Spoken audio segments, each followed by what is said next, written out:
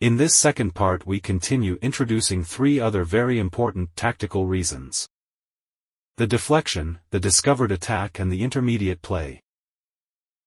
Let's go for it. Deflection. Deflection in chess is a tactic that consists of forcing an opponent's piece to move to a different square than where it was originally.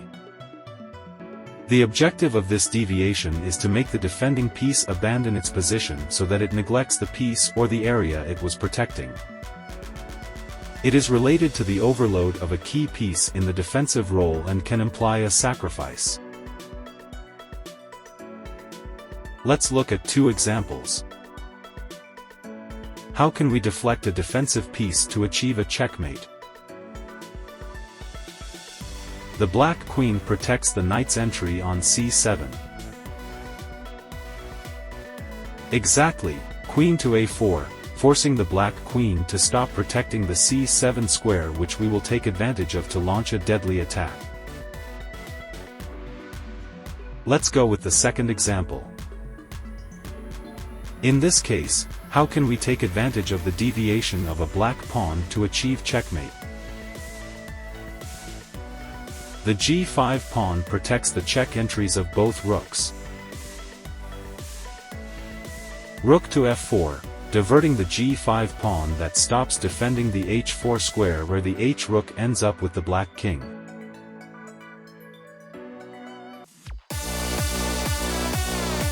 Discovered attack.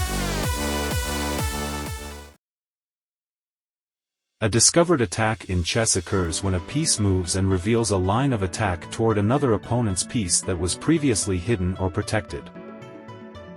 Discovered attacks can be extremely powerful. This is because the moved piece can make threats independently of the piece it covers. Sometimes these attacks gain material when the uncovered piece captures an opponent's piece that is protected by another enemy piece. The opponent, worried about getting rid of the new threat, cannot protect himself from two threats at once.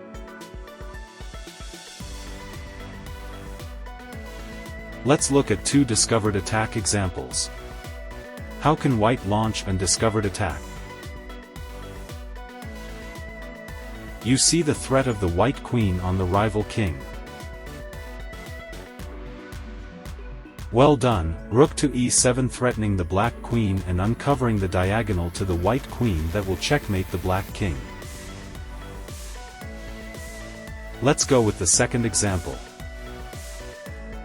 How do we prepare the position to perform a discovered check and win the black queen? You see how the rook can attract the black king to the f8 square.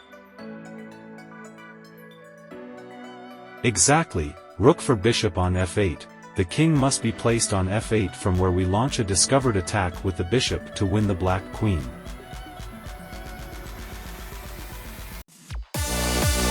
Intermediate play.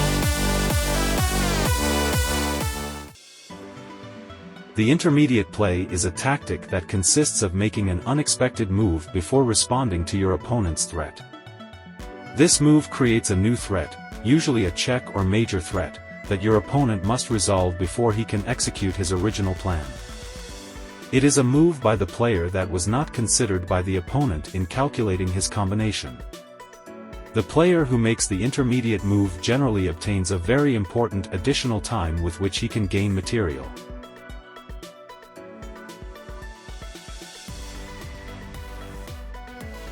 Let's look at two examples of intermediate play. How can black make an intermediate move to end up winning a pawn?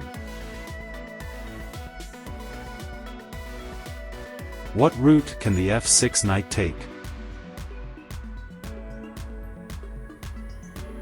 Very good, knight for e4 pawn.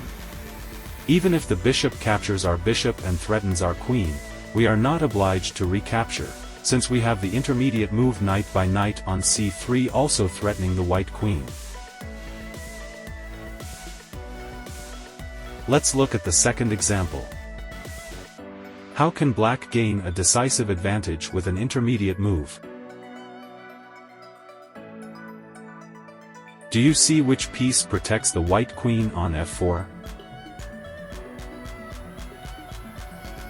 Exactly, rook for the e3 knight. The knight defends the queen on f4, which is left unprotected, preventing the immediate recapture of the rook. Even if white captures our queen, with the intermediate move rook e1, check, we can recapture the white queen by saving our rook, leaving us with one more piece. In the next class, we will see an introduction to X-ray tactics, overload and interposition. Remember that after these introductions, we will see the most important block of the course, to learn a methodology to search for tactics and positions. Keep playing chess, give us a like, enjoy, and thanks for watching.